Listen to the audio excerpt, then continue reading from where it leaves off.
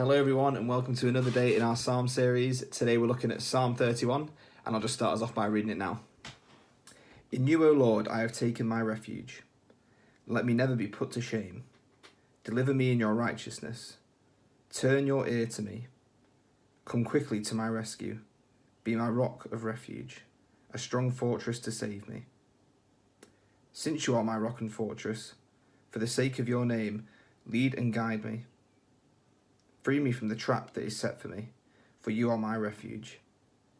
Into your hands I commit my spirit. Redeem me, O Lord, the God of truth. I hate those who cling to worthless idols. I trust in the Lord. I will be glad and rejoice in your love, for you saw my affliction, and you knew the anguish of my soul. You have not handed me over to the enemy, but you have set my feet in a spacious place. Be merciful to me, O Lord, for I am in distress.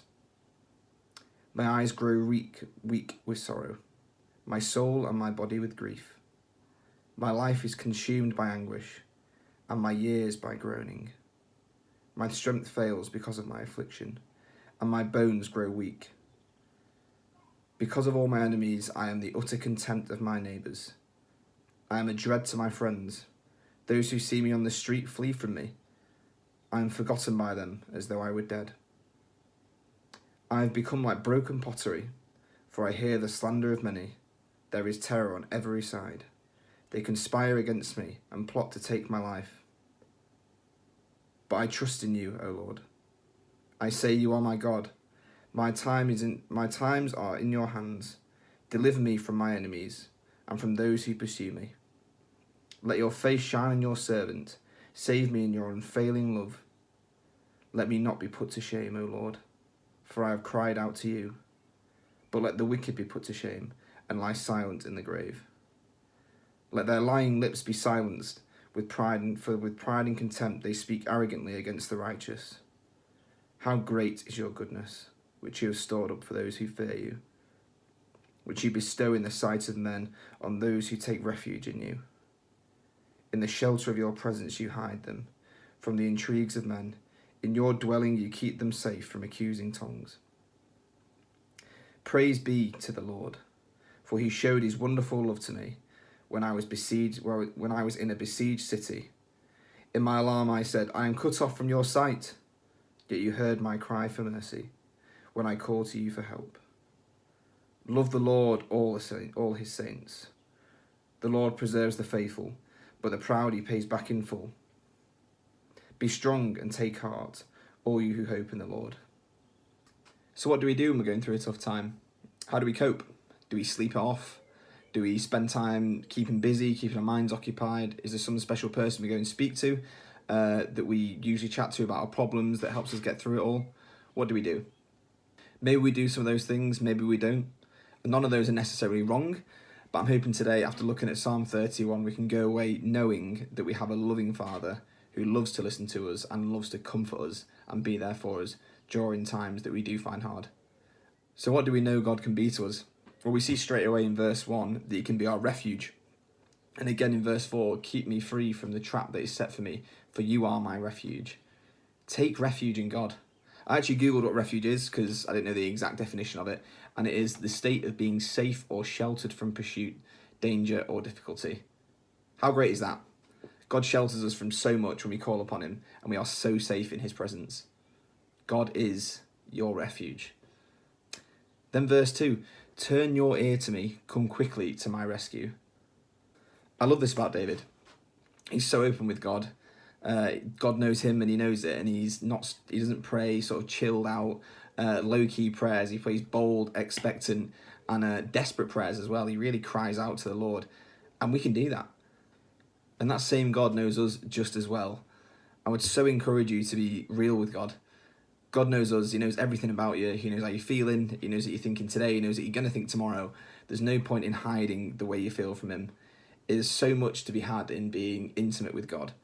And I would just massively recommend that you be open with him. If you're massively upset, if you're angry, if you're desperate, tell God. Be real with him and pray in that way.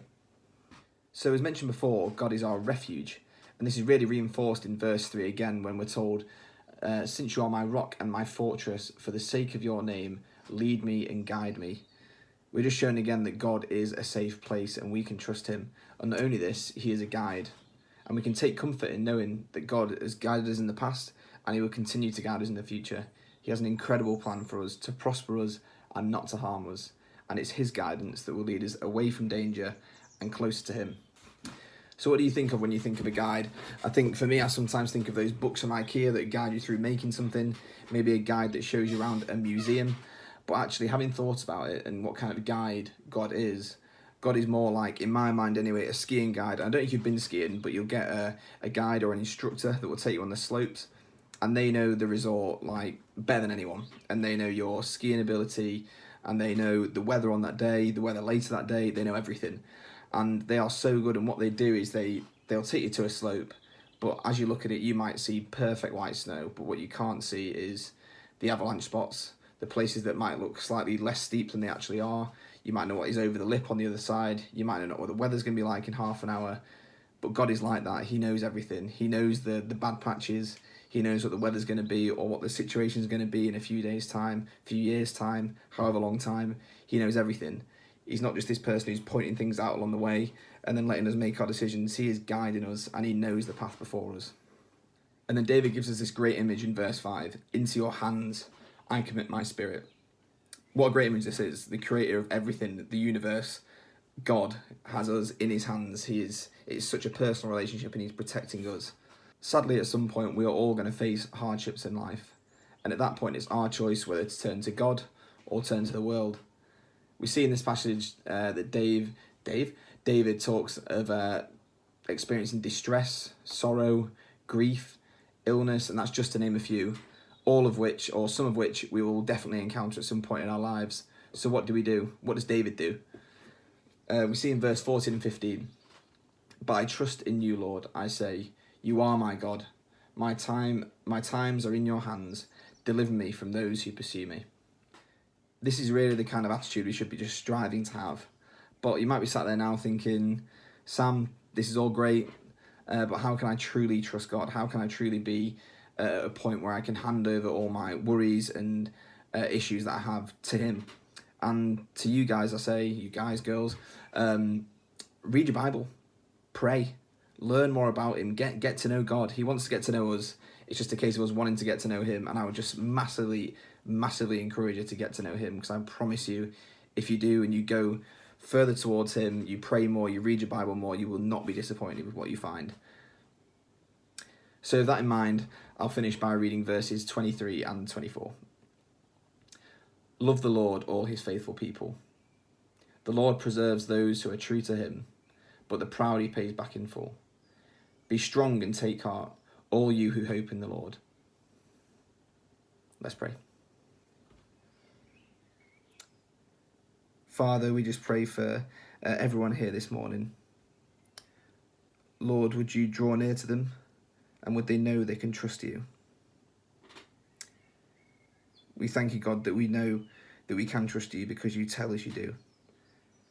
And I just pray over the coming days, months and weeks, as we have a bit more time maybe during this lockdown, Father, that we would be encouraged to pray more, would we be encouraged to read our Bibles more, Father, and we would know we can take refuge in you in any situation, Lord. Amen.